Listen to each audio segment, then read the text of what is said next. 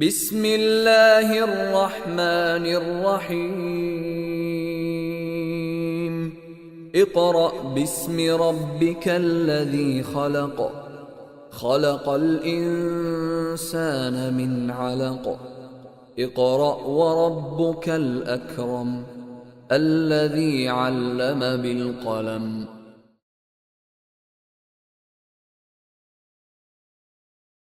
د 1340 هجري لمریز کال په وروستیو کلونو کې د یو ځواکمن او فعال کلتوري مرکز د جوړېدو په موخه چې وشي کولای د ډیرو څیړونکو او د ټولنې د بیلابیلو قشرونو د اړتیاوو ته د ګټورو اثارو د وړاندې کولو له لارې ځواب ووایي او د کلتوري رڼا په خورولو کې خپل فعالیتونه له مرکز څخه ولایتونو ته وغځوي. په همدې موخه د عامه کتابتون بنسټ د اطلاعاتو او کلتور وزارت تر چتر لاندې کېښودل شو. تر دې وړاندې دوو بیلابیلو کتابتونونو شتون درلود چې یو یې د معرف کتابتون او بل یې د مطبوعاتو د خپلواک کتابتون په نامه و چې دواړو په جلا جلا ځایونو کې خپل فعالیتونه درلودل. معرف کتابتون به د ښوونځیو زده کوونکو، پوهنتون زده کړیالانو، لیکوالانو، څیړونکو او د کتاب لوستونکو لپاره فعالیتونه ترسره کول. د مطبوعاتو خپلواک کتابتون به یوازې د لوړو زده کړو وزارت زده کړیالانو، خبریالانو او څیړونکو لپاره ځانګړی و. کله چې د عامه کتابتونونو اداره رامنځته شوه او دغه چاره د اطلاعاتو او کلتور وزارت ته وسپارل شوه چې وروسته د دواړو کتابتونونو کتابونه او منابع سره یو ځای شول او د عامه کتابتون تر نامه لاندې کتاب د هر چا لپاره تر شعار لاندې د ریاست په جوړښت کې خپل فعالیت پیل کړ. د یادولو وړ ده چې د عامه کتابتون ریاست اوس مهال په ټول هیواد کې 8 نوي څانګې لري چې له ډلې یې 14 په کابل او پاتې نور یې په ولایتونو او ولسوالیو کې موقعیت لري.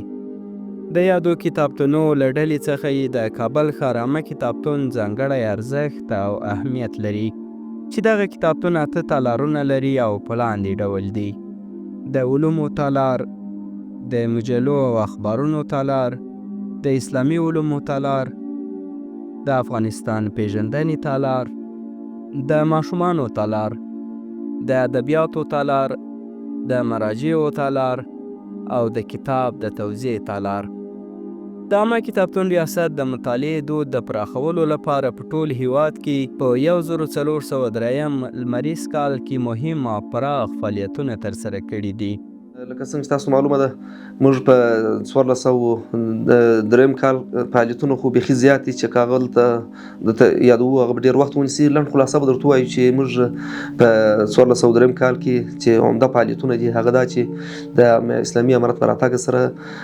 په هیواد په کچه موږ 107 دانې کتابتونونه درلودله، خو اوس د هغه تعداد هم 127 ته رسولی دی چې دا هم ناکافي بولم، لږ دی. دا باید 109 زرګونو ته ورسېږي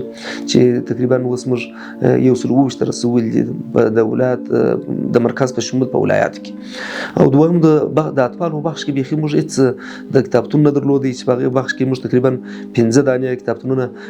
هلته ایجاد کړي دي چې په کابل مرکز کې 2 دانې او 3 دانې په نورستان کې دي او دا غواړو چې دا لړۍ په نورو ولایاتو هم وغځوو.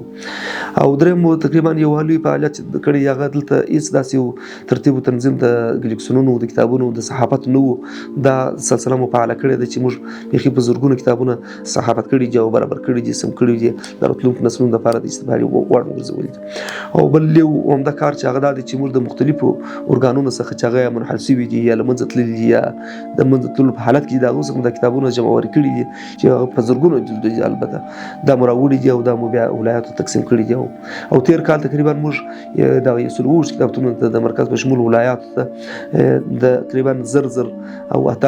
900 جلده کتابونه ټول کتابتونونو ته ورکړي چې دغه کتابونه بیا هم لږ کفایت نه کوي. غواړو چې دغه لړۍ لږ ډېره سي او دا کتابونه ډېر خریداري سي او ډېرو ته ورکول سي. خو کوشش مو په عموم کې دا دی چې کتابتونونه نه یوازې په دغه ځایونو کې دا منتخب سوي اوسي، بلکې دا په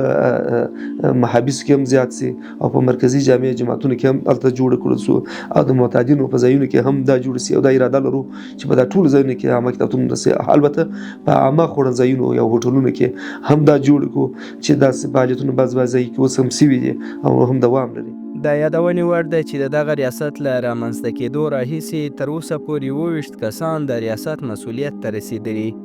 چې ګل احمد فریدي لومړی او حافظ نعمت الله منتظر اوسنی 28م رئیس دی.